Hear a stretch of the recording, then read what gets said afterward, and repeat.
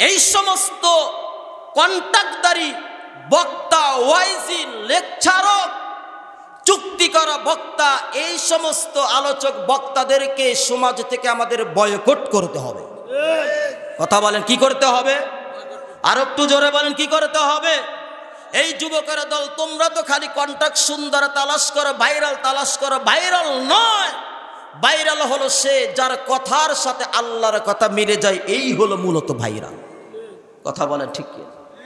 সেই জন্য মুসলমান ইসলামের সৌন্দর্য, সামাজিকতার সৌন্দর্য, কোরআনের সৌন্দর্য, কোরআন সুন্নাহর সৌন্দর্য, আসলাফদের সৌন্দর্য, সাহাবায়ে কিরামদের সৌন্দর্য, যেই সমস্ত আলোচক বক্তারা নষ্ট করবে, এদেরকে সমাজ থেকে আমাদের বয়কট করা দরকার আছে না নাই? কথা বলে আছে না নাই? সেই জন্য তাদেরকে বয়কট করতে হবে মুসলমান। এরকম ভাবে দেশের মানুষ, দেশের জনগণ যদি তাদেরকে বয়কট করে, এরকম ভাবে আমরাও তো সমাজের মধ্যে যদি কেহ দেখি, মাঝে মাঝেই দেখা যায় কোরআন অপমাননা করার কারণে জুতার মালা দিয়ে ঘুরায়। কথা বলেন ঠিক কি না? যদিও কথাগুলো বলতেছে উপরের দিকে থুতু ফেললে নিজের দিকেই পড়ে, নিজের দিকে পড়লেও অসুবিধা নাই, কারণ কোরআন সুন্নাহর বিপরীত বিরোধিতা যারাই করবে তাদের বিরুদ্ধে দাঁড়ানো এটা ঈমানি চেতনা। আল্লাহ, আমি তো গুনাহ করে ফেলছি, আল্লাহ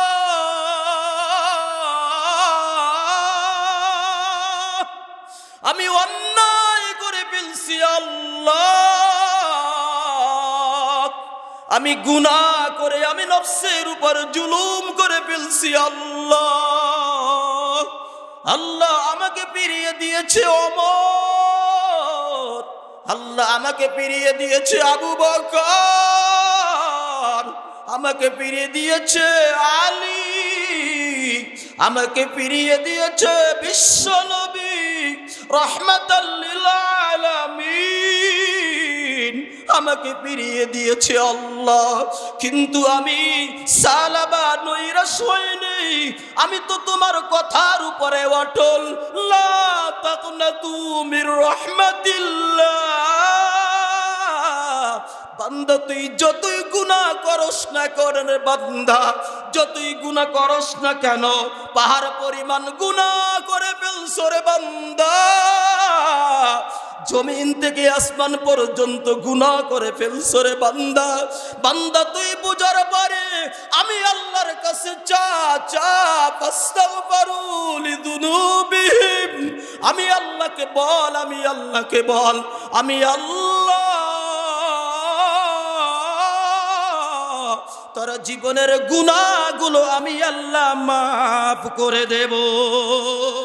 নবী বলেন, তিনটা শর্তকে যদি কোনো মুসলমান, কোনো নারী পুরুষ যদি তিনটা শর্তকে সামনে রেখে তওবা করে, আমার আল্লাহ ওই নারী পুরুষ যুবক যুবতীর সারা জীবনের গুনাহ আল্লাহ মাফ করে দিবে।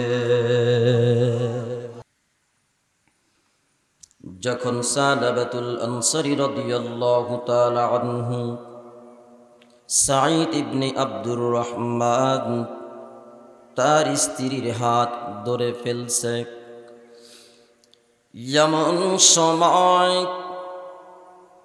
সাঈদ ইবনে আব্দুর রহমান রাদিয়াল্লাহু তাআলা আনহু তার স্ত্রীর অন্তরের মধ্যে কম্পন সৃষ্টি হয়ে যায়, কিংকর্তব্য বিমূঢ় হয়ে যায়, হতভম্ব হয়ে যায়, হতবাগ হয়ে যায়। এমন সময় সাঈদ ইবনে আব্দুর রহমান রাদিয়াল্লাহু তাআলা আনহুর স্ত্রী সালাবাকে উদ্দেশ্য করে বলে, ও সালাবা, তুমি কেমন করে তোমার ভাইয়ের রেখে যাওয়া আমানত, আমি তোমার ভাইয়ের রেখে যাওয়া আমানত স্ত্রী, তুমি কেমন করে কিভাবে তুমি আমার হাতটা ধরে ফেলছো? ও সালাবা, তোমার তো উদ্দেশ্য ভালো নয়, আমি তো তোমার ভাইয়ের রেখে যাওয়া আমানত। মুসলমানি বান্দা কথাগুলো দিল দিয়ে শোনো রে ভাই,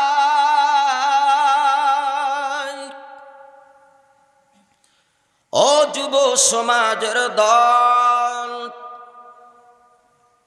তোমাদের ঘরের মধ্যেও ভাবি রয়েছে, তোমরা অনেক সময় ভাবির সাথে দুষ্টমি করে তোমরা হাত ধরে ফেলো। সত্য নাকি মিথ্যা? এই কথা বলেন না কেন? যুবক, আমি তোমাদের দুটি পায়ে হাত রেখে বলে যাচ্ছি রে যুবক, কথাগুলো দিল দিয়ে শোনো রে ভাই। ও মা, আমার মা বোনেরা যারা আলোচনা শুনতেছেন তারাও কথাগুলো দিল দিয়ে শোনো। ও মা, তোমরাও অনেক সময় দেবরদের সাথে, অনেক বন্ধুদের সাথে দুষ্টমি সুলভ আচরণের মাধ্যমে অনেকে অনেক ধরনের গুনার মধ্যে লিপ্ত হয়। কথা বলেন না কেন? সত্য নাকি মিথ্যা? এবার সালাবা রাদিয়াল্লাহু তাআলা আনহুকে যখন উদ্দেশ্য করে বলতেছেন, ও সালাবা, আমি তো তোমার ভাইয়ের রেখে যাওয়া আমানত, তুমি কিভাবে তোমার ভাইয়ের আমানতের খেয়ানত করবে?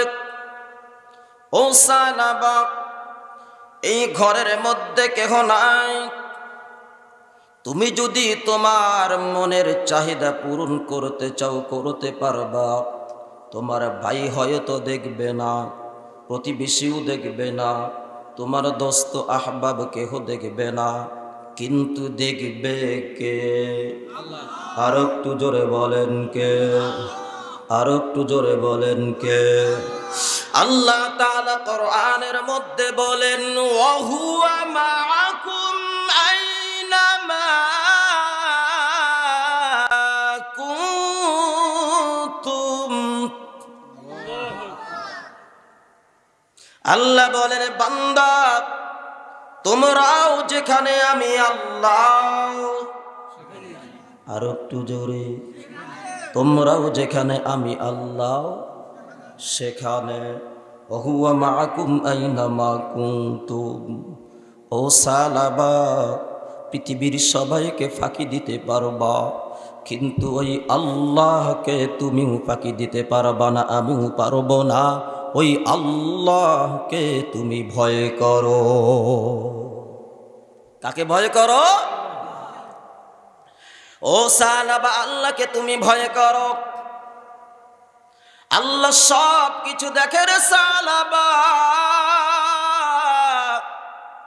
ওই আল্লাহ সব কিছু দেখতেছে, দেখে, শুধু দেখেই না, সব কিছু আমার আল্লাহ তার কুদরতি সিসি ক্যামেরার মাধ্যমে আমার আল্লাহ ভিডিও ফুটেজ ধারণ করে রাখে। ঠিক কিনা? কথা বলেন ঠিক কিনা? আল্লাহ নিজেই কোরআনের মধ্যে বলতেছেন, মা ইয়ালফিযু মিন কাউলিন ইল্লা লাদাইহি রাকীবুন আতীদ।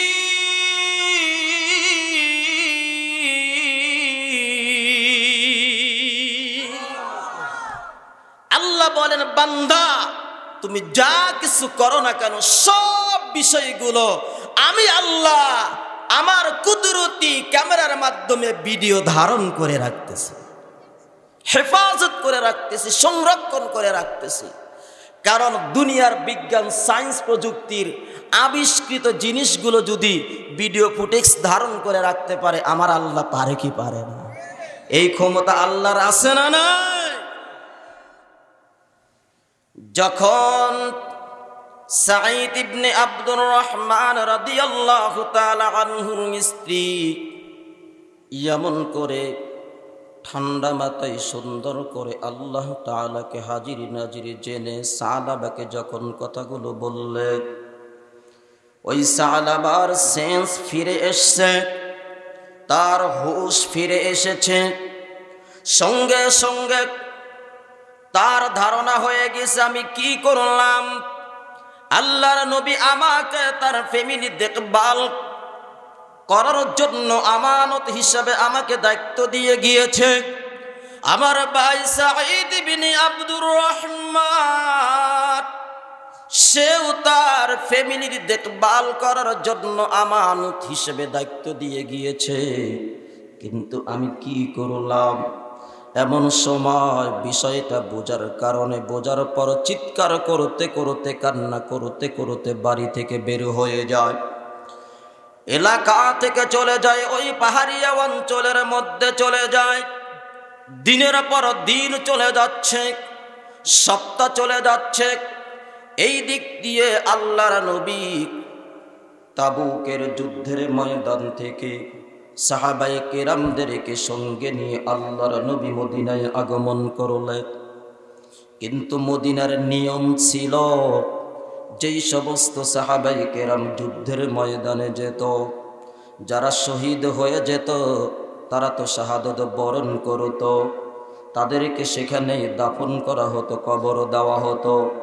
মুসলমান ইতিহাস পড়ে দেখে, যেই সমস্ত সাহাবায়ে কেরাম উহুদের ময়দানে শাহাদত বরণ করেছিলেন, তাদেরকে উহুদের ময়দানেই দাফন করা হয়েছে। যেই সমস্ত সাহাবায়ে কেরাম বদরের প্রান্তরে, তাদেরকে সেখানেই দাফন করা হয়েছে। মুসলমানি বান্দা সাহাবায়ে কেরাম যারা এইভাবে যুদ্ধের ময়দান থেকে সশরীরে ফিরে আসতেন, তাদেরকে এরকমভাবে গাজী বলা হয়। ওই সমস্ত সাহাবায়ে কেরাম যখন মদিনায় ঢুকতেন, মদিনার অন্য অন্য সাহাবায়ে কেরাম তাদেরকে অভ্যর্থনা দেওয়ার জন্য, স্বাগতম জানানোর জন্য রাস্তার দিকে এসে দাঁড়িয়ে থাকতেন, তাদেরকে অভ্যর্থনা দেওয়ার জন্য, স্বাগতম জানানোর জন্য। কিন্তু যখন অন্য অন্য সাহাবায়ে কেরাম তাদের ভাই বেরাদারদেরকে স্বাগত জানানোর জন্য ওই মদিনা থেকে একটু এগিয়ে গিয়ে তাদেরকে এরকমভাবে বরণ করে নিয়েছে, কিন্তু এমন সময় সাঈদ ইবনে আব্দুর রহমান রাদিয়াল্লাহু তাআলা আনহু দেখে সারি সারি সাহাবায়ে কেরাম তাদের ভাইদেরকে বরণ করে নিচ্ছে, কিন্তু আমার ভাই সালাবাতুল আনসারী রাদিয়াল্লাহু তাআলা আনহুকে তো আমি দেখতে পাই না। আমার ভাই কোথায়? মনের মধ্যে ব্যথা নিয়ে, কষ্ট নিয়ে, ভারাক্রান্ত হৃদয়টা নিয়ে বাড়িতে আসলেন। আসার পরে বিবিকে জিজ্ঞাসা করলেন, ও আমার বিবি, আমার ভাই সালাবাতুল আনসারী রাদিয়াল্লাহু তাআলা আনহু কোথায়? তাকে তো আমি দেখতে পাচ্ছি না, আমার ভাই কোথায়? এমন সময় সাঈদ ইবনে আব্দুর রহমান রাদিয়াল্লাহু তাআলা আনহুর স্ত্রী পুরা ঘটনার বিবরণটা স্বামীকে শোনায়া দেয়। স্বামীকে ঘটনা শোনায়া দিল যে তুমি যখন গিয়েছিলা, তারপরে এই এই ঘটনা ঘটছে, এই এই কথা হয়েছে, তারপরে সে বাড়ি থেকে বেরিয়ে গিয়েছে, আজও পর্যন্ত আসে। ঘটনাটা শোনার পর তার মনের মধ্যে কষ্ট লাগলো। কি লাগলো? কষ্ট লাগারই তো কথা, কথা বলেন ঠিক কিনা? লাগার কথা কি কথা না? লাগারই কথা। কষ্ট পেয়েছে। এরপরেও তার মাথার মধ্যে আসলো, হয়তো আমার ভাই সালাবা শয়তানের ওয়াসওয়াসায় পড়ে, কুমন্ত্রণায় পড়ে হয়তো গুনার দিকে হাত বাড়িয়ে দিয়েছিল, হয়তো আমার ভাই ভুল করে ফেলছে। আমি আমার ভাইয়ের সন্ধানে যাই, গিয়ে দেখি আমার ভাইকে একটু তালাশ করে পাই কিনা। বেরিয়ে পড়লেন খুঁজতে খুঁজতে, লোকালয়বিহীন চলে গিয়েছেন পাহাড়ের গুহায়। গিয়ে দেখে তার ভাই সালাবাতুল আনসারী রাদিয়াল্লাহু তাআলা আনহু শুধু কান্না করতেছে আর কান্না করতেছে। কি করতেছে? কথা বলেন। কান্না করতেছে। এবার সাঈদ ইবনে আব্দুর রহমান রাদিয়াল্লাহু তাআলা আনহু ভাইকে উদ্দেশ্য করে বললেন, ও সালাবা, আসো, আমি তোমার ভাই সাঈদ ইবনে আব্দুর রহমান এসেছি, আর তোমার কান্না করতে হবে না। আসো, আমার সাথে বাড়িতে চলো, তোমাকে নেওয়ার জন্য আসছি। এবার সালাবাতুল আনসারী রাদিয়াল্লাহু তাআলা আনহু বলে, ও ভাই সাঈদ, আমি তোমার সাথে আমি বাড়িতে যাব না, আমি তোমার সাথে বাড়িতে যাব না। অনেক রিকোয়েস্ট করার পরে যখন রাজি হয়েছে, এমন সময় সালাবাতুল আনসারী রাদিয়াল্লাহু তাআলা আনহু বললেন, ও ভাই সাঈদ, আমাকে যদি তুমি তোমার বাড়িতে নিয়ে যেতে চাও তাহলে আমি হলাম অপরাধী আসামি। আমার দুইটা হাতকে ঘাড়ের সাথে বেঁধে অপমান অপদস্থিত অবস্থায় আমাকে তুমি তোমার বাড়িতে নিয়ে চলো। আমি অপরাধী আসামি, সেই জন্য আমাকে অপমান অপদস্থিত অবস্থায় ঘাড়ের সাথে দুইটা হাত বেঁধে আমাকে তুমি গরুর মতো টেনে টেনে তোমার বাড়িতে নিয়ে যাও। যখন এমন অপমান অবস্থায় বাড়ির দিকে নিয়ে যাচ্ছেন, রাস্তার মধ্যে এবার সালাবাতুল আনসারী রাদিয়াল্লাহু তাআলা আনহু তার ভাই সাঈদ ইবনে আব্দুর রহমানকে বললেন, ও ভাই সাঈদ, আমাকে বাড়িতে নেওয়ার পূর্বে আমাকে নিয়ে চলো, ওমরের দরবারে নিয়ে চলো। আমি ওমরকে জিজ্ঞাসা করব আমার গুনাহ মাপের কোন সূরাত রাস্তা আছে কিনা। আমাকে নিয়ে চলো, ওমরের দরবারে নিয়ে চলো, ওমরকে জিজ্ঞাসা করব আমার গুনাহ মাপের কোন সূরাত সিস্টেম তরিকা পদ্ধতি আছে কি। এবার যখন সালাবাতুল আনসারী রাদিয়াল্লাহু তাআলা আনহুকে ওমরের বাড়িতে নিয়ে গিয়েছেন, ওমর রাদিয়াল্লাহু তাআলা আনহুর সামনে যখন ঘটনার বিবরণ দিয়েছে, আমি আপনাদের কাছে জানতে চাই ওমর গরম নাকি নরম? কত গরম? ওমর এতটাই গরম, কিতাবের মধ্যে আসছে ওমর যেই রাস্তা দিয়ে চলতেন মিস্টার ইবলিস 40 দিন পর্যন্ত ওই রাস্তা দিয়ে যাইত না। এতটাই গরম। মদিনার বুকে আজও পর্যন্ত ভূমিকম্প হয় নাই। ওমর রাদিয়াল্লাহু তাআলা আনহুর খেলাফত কালে মদিনায় ভূমিকম্প হচ্ছে। ওমরের হাতে লাঠি, লাঠি এত জোরে আঘাত দিয়েছেন জমিনের মধ্যে, এই জমিন তোর কত বড় সাহস, যেই জমিনে আল্লাহর নবী শুয়ে তুই কেমনে কিভাবে এই জমিনটাকে নাড়া দেশ যে আল্লাহর নবীর ঘুমের আঘাত সৃষ্টি করে। কি সুবহানাল্লাহ বললেন? এই যে লাঠি দিয়ে জমিনে আঘাত করেছে, আজও পর্যন্ত মদিনার জমিনে ভূমিকম্প হয় নাই, কিয়ামতের আগেও হবে। কি সুবহানাল্লাহ বললেন না? তাহলে ওমর গরম নাকি নরম সাহাবী? কথা বলে। এতই গরম, নবুয়তের আগেও গরম, পরেও গরম। নবুয়ত প্রাপ্তির আগে যেই ওমর ইসলাম ধর্ম গ্রহণ করেছে, যেই দিন খোলা তরবারি নিয়ে নবীকে বলতেছেন, ইয়া রাসূলুল্লাহ, আমরা যে ইসলাম ধর্ম গ্রহণ করেছি এটা সত্য নাকি মিথ্যা? কয় সত্য। এটা হক না বাতিল? বলে হক। তাহলে আমরা কেন লুকায়া লুকায়া? সঙ্গে সঙ্গে ওমর রাদিয়াল্লাহু তাআলা আনহু খোলা তরবারি নিয়ে নারায়ে তাকবীর আল্লাহু আকবার ধ্বনি দিয়ে বাইতুল্লাহর সামনে গিয়ে যখন তাকবীর দিয়েছে, মক্কার কাফের বেঈমানরা লেজ গুটিয়ে তারা তাদের ঘরে অবস্থান নিতে বাধ্য হয়েছে। ইসলামের ইতিহাস সর্বপ্রথম নারায়ে তাকবীরের ধ্বনি দিয়েছেন হযরত ওমর। যখন ওমর রাদিয়াল্লাহু তাআলা আনহু কাছে বিষয়টা বললেন, গরম সাহাবী রাগান্বিত হয়ে বলতেছেন, ও সাহাবা, তুমি কিভাবে এই কাজটা করতে পারলে? তোমার ভাইয়ের আমানত খেয়ানত করতে পারলে কিভাবে? যাও, আমার বাড়ি থেকে বের হয়ে যাও, তোমার জন্য আর কোনো দরওয়াজা খোলা নাই। বাড়ি থেকে বের হয়ে আসলে এবার সালাবাতুল আনসারী রাদিয়াল্লাহু তাআলা আনহু সাঈদ ইবনে আব্দুর রহমানকে বললেন, ও ভাই সাঈদ, আমার হয়তো অপরাধের কারণে ওমর রাদিয়াল্লাহু তাআলা আনহু আমাকে তার বাড়ি থেকে বের করে দিয়েছে, কিন্তু না, আমাকে নিয়ে চলো হযরত সিদ্দিক আকবর রাদিয়াল্লাহু তাআলা আনহুর দরবারে নিয়ে চলো। আমি আবু বকরকে জিজ্ঞাসা করব আমার গুনাহগুলো মাপের কোনো সুরত সিস্টেম তরিকা পদ্ধতি আছে কিনা। হযরত সালাবাতুল আনসারী রাদিয়াল্লাহু তাআলা আনহুকে সিদ্দিক আকবর রাদিয়াল্লাহু তাআলা আনহুর বাড়িতে নিয়ে যাওয়া হলো। বাড়িতে নেওয়ার পর সিদ্দিক আকবর রাদিয়াল্লাহু তাআলা আনহুকে পুরা ঘটনার বিবরণটা যখন শোনানো হলো, শোনানোর পর এবার সিদ্দিক আকবর রাদিয়াল্লাহু তাআলা আনহু বললেন, ও সালাবা, তুমি আমার বাড়ি থেকে বের হয়ে যাও।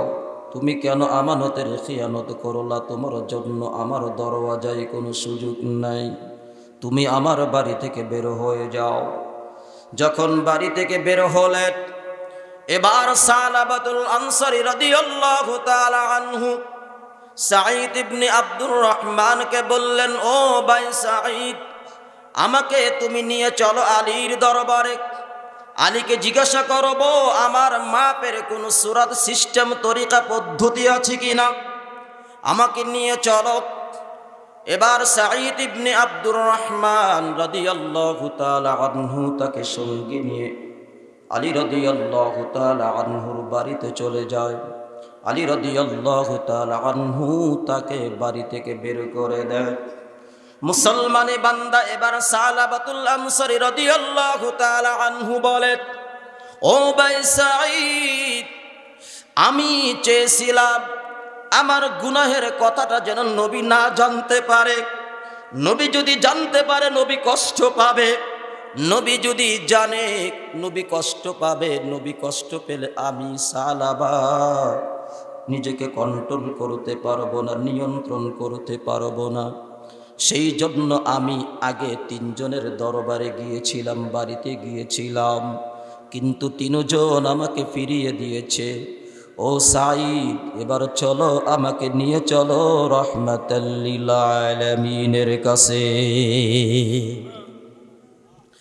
আল্লাহ তাআলা আমার আপনার নবীকে বিশ্ববাসীর জন্য রহমত স্বরূপ পাঠিয়েছেন। কথা বলেন ঠিক কি না?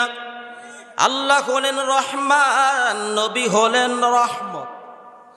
আল্লাহ হলেন, সবাই বলেন, আল্লাহ হলেন রহমান, নবী হলেন রহমত। ও মুসলমানি বান্দা, কথাগুলো বোঝার চেষ্টা করেন। যেখানে আল্লাহ তাআলার রুবুবিয়াত রয়েছে, সেখানেই নবীর রহমত রয়েছে। পৃথিবীর একটা জাররা থেকে জাররা পরিমাণ যেমন আল্লাহর রুবুবিয়াত থেকে খালি নেই, ঠিক তেমনি ভাবে পৃথিবীর জাররা থেকে জাররা পরিমাণ জায়গাতেও নবীর রহমত থেকে খালি নেই।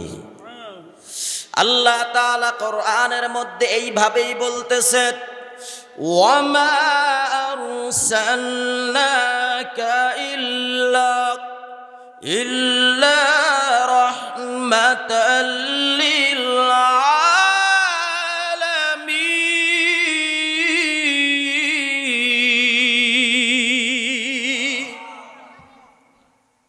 আল্লাহ বলেন, আমি আল্লাহ আমার বন্ধুকে বিশ্ববাসীর জন্য রহমত স্বরূপ পাঠিয়েছি। এবার সালাবাতুল আনসারী রাদিয়াল্লাহু তাআলা আনহু বললেন, ও ভাই সাঈদ, আমাকে তুমি নিয়ে চলো, বিশ্ব নবীর দরবারে নিয়ে চলো। আমি আমার গুনাহের কথাটা নবীর কাছে বলবো। আমার নবী আমাকে কি সিদ্ধান্ত দেয়, আমার গুনাহ মাপের কোনো রাস্তা তরিকা সিস্টেম পদ্ধতি আছে কিনা। মুসলমানি বান্দা এবার সালাবাতুল আনসারী রাদিয়াল্লাহু তাআলা আনহু ভাই সাঈদ ইবনে আব্দুর রহমান রাদিয়াল্লাহু তাআলা আনহুকে সঙ্গে নিয়ে আল্লাহর নবীর দরবারে গেলেন। যাবার পরে আসসালামু আলাইকা ইয়া রাসূলুল্লাহ, সালামের মাধ্যমে নবীর কাছে পুরা ঘটনার বিবরণটা যখন বর্ণনা দিলেন, আল্লাহর নবী রাগান্বিত হয়ে গেলেন। মুসলমানি বান্দা, আল্লাহর নবী যখন রাখতেন, আল্লাহর নবীর চেহারা লাল বর্ণ হয়ে যেত। কথা বলেন ঠিক কিনা? রাগান্বিত হয়ে গেলে রাগান্বিত হয়ে আল্লাহর নবী সালাবাতুল আনসারী রাদিয়াল্লাহু তাআলা আনহুকে বাড়ি থেকে বের করে দেয়। এবার সালাবাতুল আনসারী রাদিয়াল্লাহু তাআলা আনহু মনের মধ্যে কষ্ট। আমি গিয়েছিলাম ওমরের দরবারে, ওমর আমাকে ফিরিয়ে দিয়েছে। আমি গিয়েছিলাম আবু বকরের দরবারে, আবু বকর আমাকে ফিরিয়ে দিয়েছে। আমি গিয়েছিলাম আলীর দরবারে, আলীও আমাকে ফিরিয়ে দিয়েছে। আমি চেয়েছিলাম যে হয়তো নবী আমার জন্য সুন্দর একটা রাস্তা দেখাইয়া দিবে, কিন্তু নবীও আমাকে ফিরিয়ে দিয়েছে। ও সাঈদ, আমি বুঝতে পেরেছি আমি বড় অন্যায় করে ফেলছি, গুনাহ করে ফেলছি। আমার জন্য মাপের দরওয়াজা পৃথিবীর কেহ নয়, একমাত্র আমার আল্লাহ হলেন আমার জন্য। আল্লাহু আকবার। ও মুসলমানি বান্দা, আমার আল্লাহ তাআলা কোরআনের মধ্যে পরিষ্কার করে আলোচনা করেছেন। 24 নম্বর পারার মধ্যে আল্লাহ তাআলা বলেন, লা তাকনাতু মির রাহমাতিল্লাহ ইন্নাল্লাহা ইয়াগফিরুয যুনুবা জামিআ ইন্নাহু হুয়াল আলিমুল হাকীম।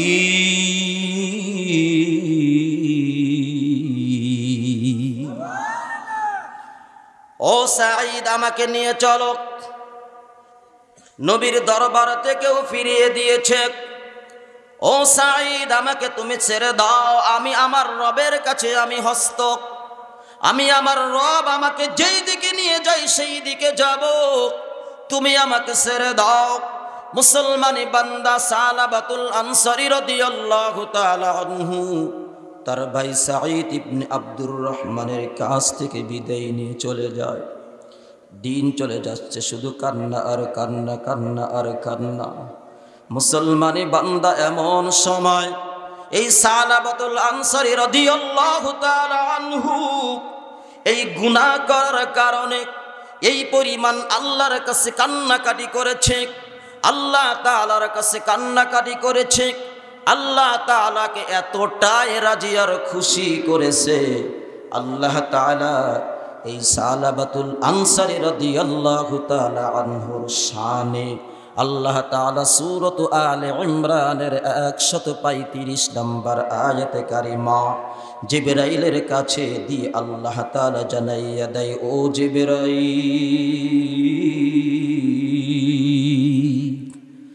যাও আমার বন্ধুর কাছে চলে যাও। আমার বন্ধুকে জিজ্ঞাসা করো, এই মাখলুকাতের মালিক আমার বন্ধু নাকি আমি আল্লাহ?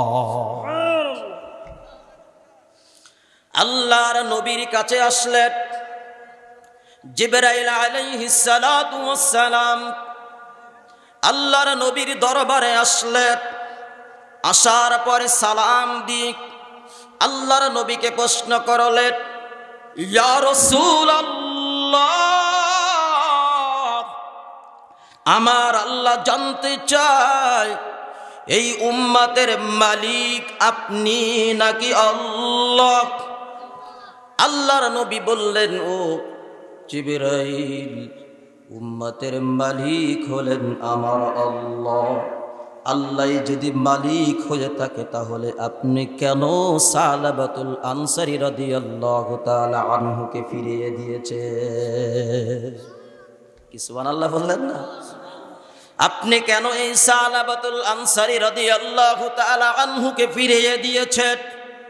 আল্লাহ তাআলা এই সালাবাতুল আনসারী রাদিয়াল্লাহু তাআলা আনহু কান্নাকাটির কারণে আল্লাহ তাআলা এতটাই খুশি হয়েছেন, আল্লাহ তাআলা আয়াতে কারিমা নাজিল করে আপনাকে জানাইয়া দিয়েছেন। আল্লাহু আকবার। আমি যেই আয়াতে কারিমা আপনাদের খেদমতে তেলাওয়াত করেছি, আল্লাহ তাআলা বলেন, والذين إذا فعلوا فاحشة أو ظلموا أنفسهم ذكروا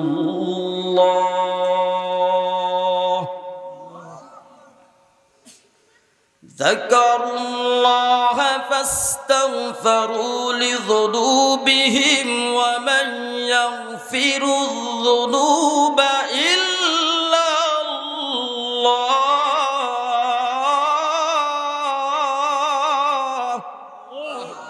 ولم يصروا على ما فعلوا وهم يعلمون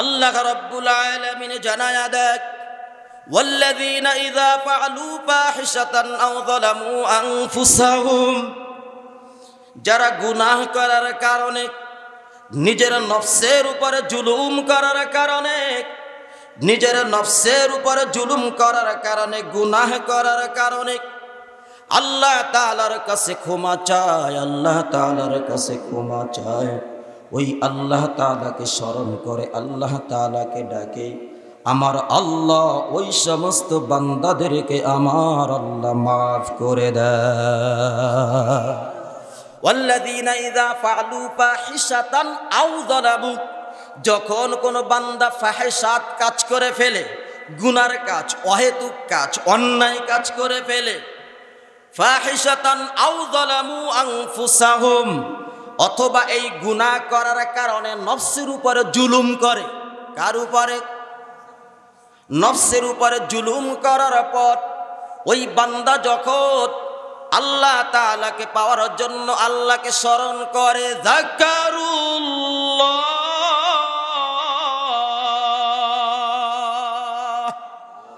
কাকে ডাকে সবাই বলে আল্লাহকে ডেকে ডেকে বলে ফাস্তাগফিরু লিযুনুবিহিম আল্লাহ আমি তো গুনাহ করে ফেলছি আল্লাহ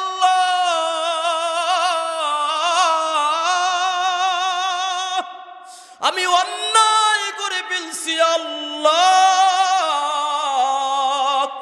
আমি গুনাহ করে আমি নফসের উপর জুলুম করে ফেলছি আল্লাহ আল্লাহ আমাকে ফিরিয়ে দিয়েছে ওমর আল্লাহ আমাকে ফিরিয়ে দিয়েছে আবু বকর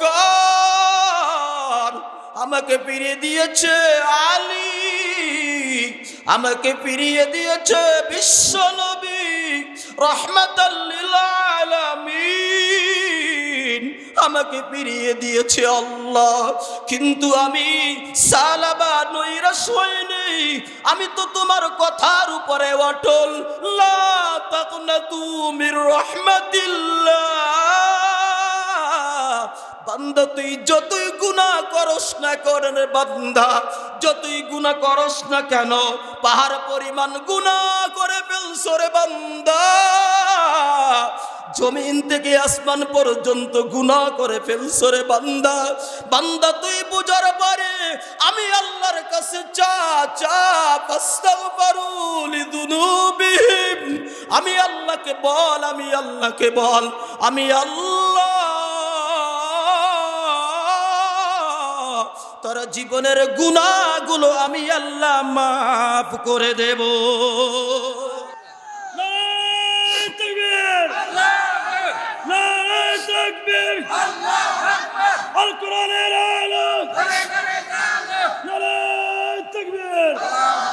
সেই জন্য রে মুসলমান সালাবাতুল আনসারী রাদিয়াল্লাহু তাআলা আনহু যখন এই পাহাড়ের গুহার মধ্যে সিজদায় পড়ে কান্না করতেছে ফাস্তাগফিরু লিযুনুবিহিম আল্লাহর কাছে যখন তওবা করতেছে সে নিজেও সারেন্ডার হলেন আল্লাহ ছাড়া আর আমার দ্বিতীয় কোনো জায়গা নাই ওয়ামাই ইয়াগফিরুয যুনুবা ইল্লাল্লাহ আল্লাহ ছাড়া আমার মাফের কোনো জায়গা নাই আল্লাহ ছাড়া আমার কোনো আর দরখাস্ত দেওয়ার জায়গা নাই আল্লাহ ছাড়া অভিযোগ দেওয়ার কোনো জায়গা নাই নিশ্চয় আমার আল্লাহ আমাকে রাস্তা দেখায়া দিবে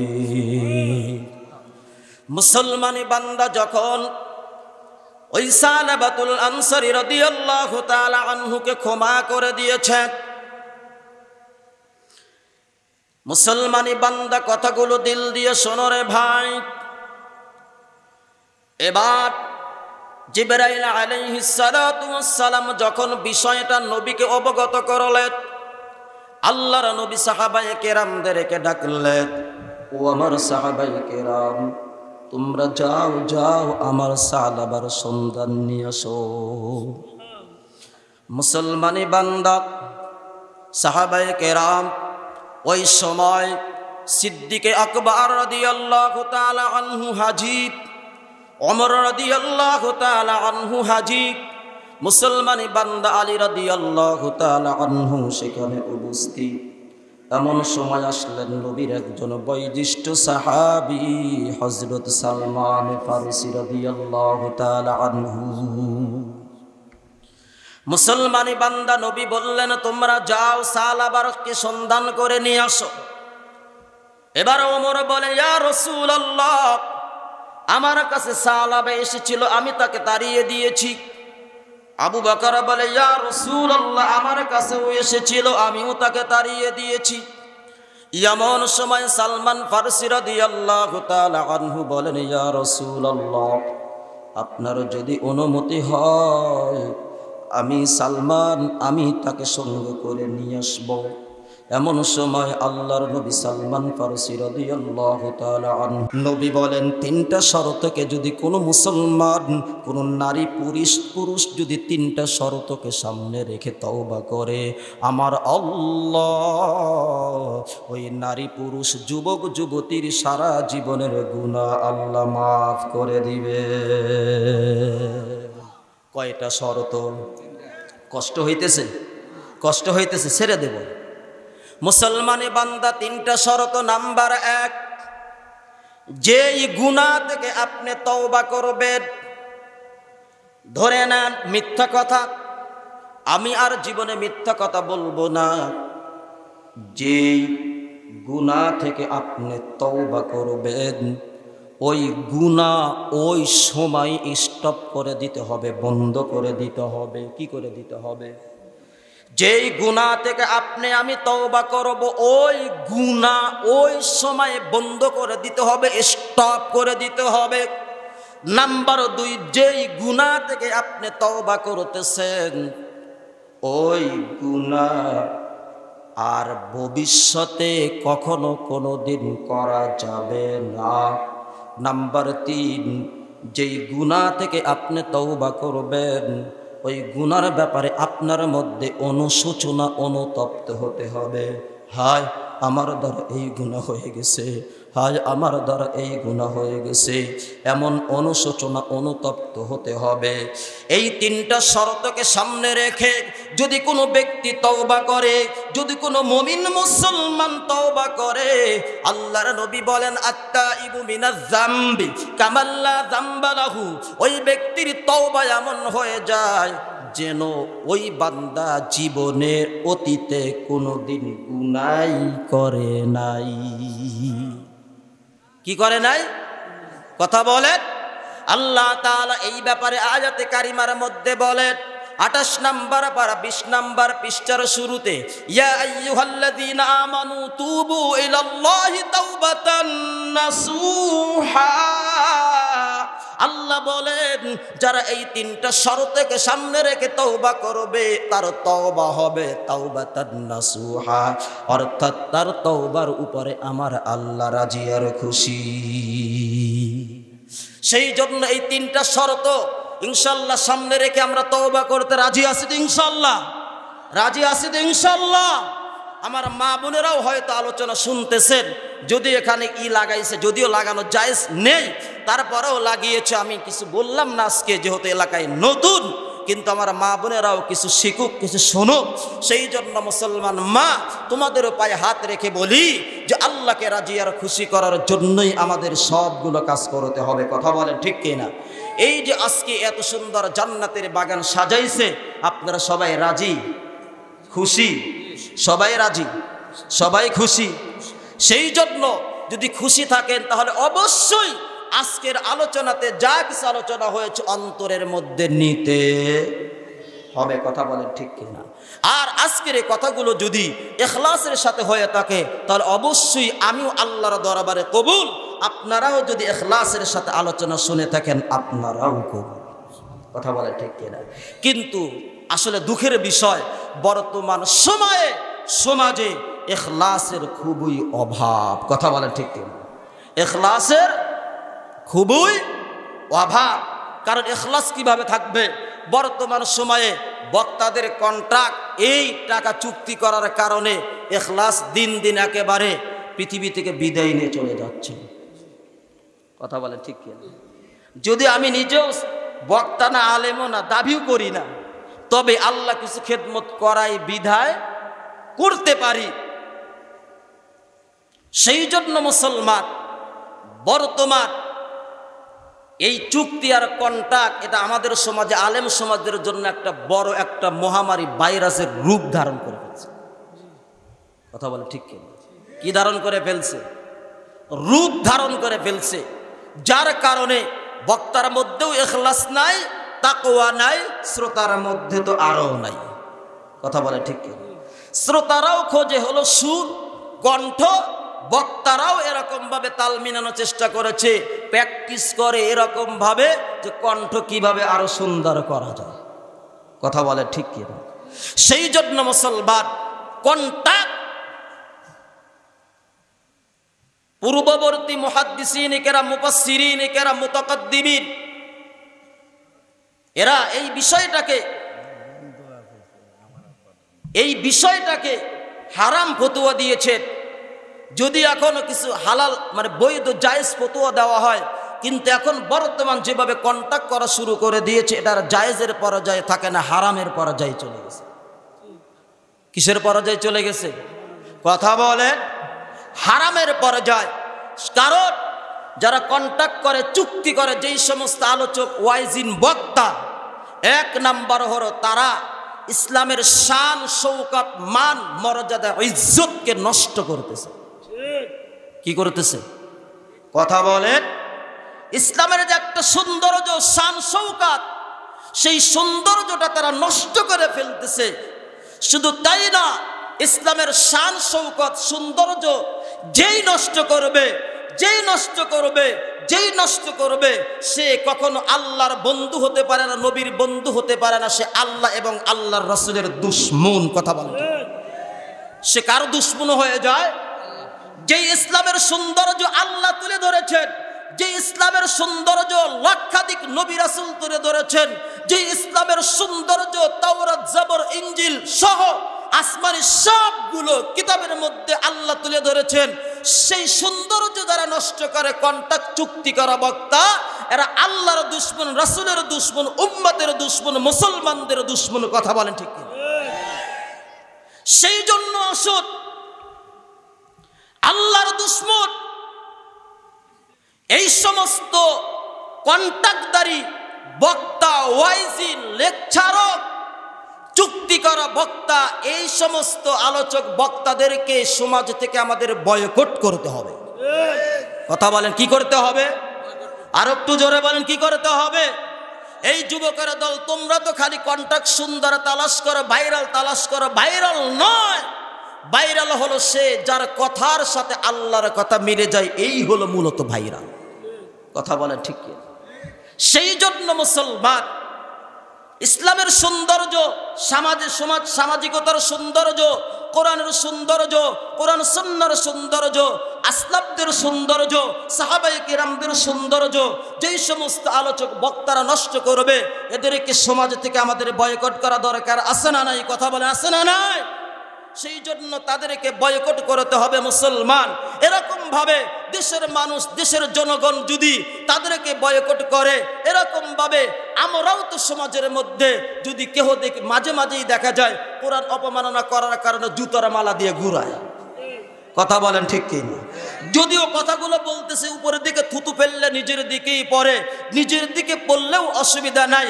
কারণ কোরআন সুন্নাহর বিপরীত, বিরোধিতা যারাই করবে তাদের বিরুদ্ধে দাঁড়ানো, এটা ঈমানি চেতনা। কথা বলেন ঠিক কি? কিসের চেতনা? ঈমানি চেতনা। সেই জন্য যেইভাবে কোরআনকে অপমান করার কারণে, অপমাননা করার কারণে, রাসূলের আদর্শের অপমাননা করার কারণে তাদেরকে জুতার মালা দিয়ে ঘোরানো হয়, কন্ট্রাক্টদারি চুক্তিদারি বক্তাদেরকেও বেশি নয় মাহফিলের 1 বছরের 3 মাস বা 6 মাসের সিজনও যদি অপমান অপদস্থিত জুতার মালা দিয়ে বরণ করা হয়, খোদার কসম বাংলার জমিন থেকে কন্ট্রাক্টদারি চুক্তিদারি বক্তা জীবনের তরে বিদায় হয়ে যাবে। কথা বলেন ঠিক কিনা? জীবনের তরে বিদায় হয়ে যাবে। আর জীবনে কোরআনের কথা বলতে এসে জীবনে আর চুক্তি করবে না। এতটাই খারাপ। আমার ভাই সাইফুল, বন্ধুবর সাইফুল, ভাই নামাজটা পড়ো, জোহরের নামাজটা পড়াইলাম, ভাই টাকা দাও 500, তোমাকে নামাজ পড়াইলাম। বিষয়টা বুঝাইতে পেরেছি?